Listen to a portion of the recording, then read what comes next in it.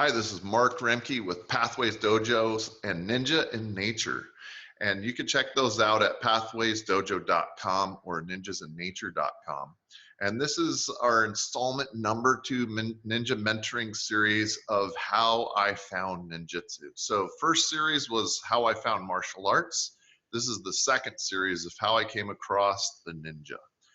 And so this is a really cool story. I had seen Stephen K. Hayes. He has a bunch of books written on the ninja. And back in the 80s, there was a big ninja boom. And people were obsessed with the ninja. The movies were out. People had all these ideas of what a ninja was. And I was very curious myself, but I just thought they were kind of like stories, or maybe there was these guys in Japan somewhere that looked like a special forces unit or something like that. But what we ended up doing is I was training in this other martial art, and we were training at the university. And at the university where I grew up in Albany, New York, there had multiple rooms, like a wrestling room, workout room, all this stuff. We ended up being in this one room. And then I went to go to the bathroom one night, and I walked through a secondary kind of wrestling room. There's these guys in the corner, way out in the corner. They were putting each other in these weird arm locks and doing dive rolls, and they were all wearing black. And I was like, huh. So I'm not too shy. I just went up and walked up to them, and I was like, wow, what are you guys doing? That looks really cool. Can you teach me that thing I just saw? And they did. And they were like, well, this is called ninjutsu. And I'm like the ninja? And they were like, yeah. And I'm like, oh, I got a book by Stephen Hayes. And like, I was always wondered about the ninja. And they were all like, well, this is it. This is the real deal. And so the guy who was there teaching was like, well, I go to Japan to go train with Hatsumi, and he's the Grand Master. I'm like, oh yeah, I read about him. And he goes, well, why don't you start joining our group? Right as I'm talking to these guys, just about to dial it in, my other instructor walks in and he's like, hey, get over here. You don't do other arts. Get over here. And then he gives me this like talking to. And that's when I kind of went, whoa, wait a second. Why is he so protective of me, like going to do this other thing? Anyway, I stuck back in there after class and got their name and number. And of course, we hooked up. And so that's when my real ninja training began. And these guys trained really fun. We did the real deal stuff, dive rolls over picnic tables, and we were doing all sorts of things with ninjutsu. And I got my first taste of curriculums and like what there were and syllabuses and how to do this. And then we went around after we had been there for like 3 to 6 months. We started putting on demonstrations at different places, and it just became unreal. And so that was my introduction to ninjutsu. But I was blessed to have that one teacher because he had been to Japan and had been there so much. He spoke Japanese. He was like really in with these guys on a deeper level. And so I got a really deep saturation into like what real ninjutsu was. And I was getting it directly from, a first source that had been to Japan to train with Hatsumi and then had brought it back.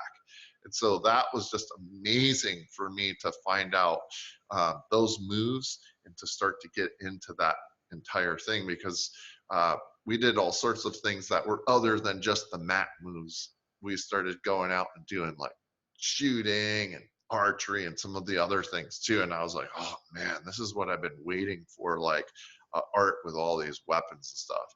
And so that's where I was still taking my first art. I had started a second art, Kempo Kung Fu, and I tried a little bit of Okinawan karate as well. And then I found ninjutsu, and I was like, ooh, there's something different here. It was like a PhD level course that had been opened up to me. And if I wouldn't have studied some of the other ones at first, maybe I wouldn't have had the structure in my mind to be able to know how good it was. But once you've been with a teacher, and that teacher's really good, but then you meet a really good teacher, and then you're like, oh, whoa, there's a difference between that teacher and this teacher. And so I started to really grok more of like a depth of martial arts in general. And so that was really fun for me. So that was how I originally got introduced to ninjutsu, but I hadn't met Hatsumi Sensei yet. And so after I got out of the military, I decided I was going to move to California. And when I moved to California, that's when I met my second ninjutsu instructor. And that instructor was a great instructor as well. He also did energy and healing work. But he said within the first 6 months to a year, he's like, we have to go meet Hatsumi, start saving up your money.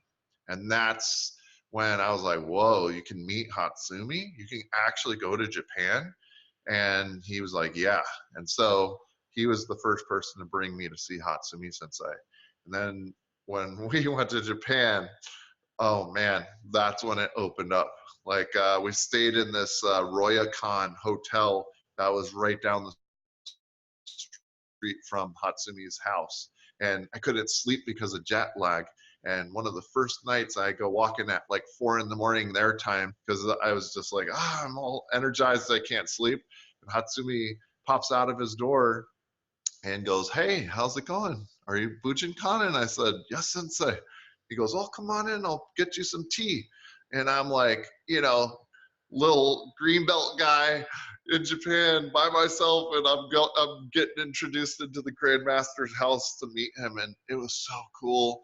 He had a couch with like swords all stacked behind it, like hundreds of swords. He had pictures on the wall from the Queen of England signed, thanks for training our troops.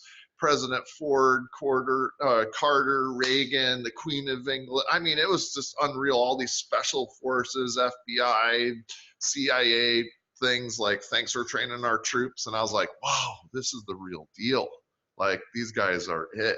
And then he just came back with tea and he's like, oh, so tell me about yourself and what do you like to do? And he just kind of chatted with me, and it was just so amazing to meet like the lineage holder of this ancient art that I had been introduced to through books and all of this other stuff. But that's when the fire really got lit in me, where I was like, whoa, I'm part of something ancient here in this lineage.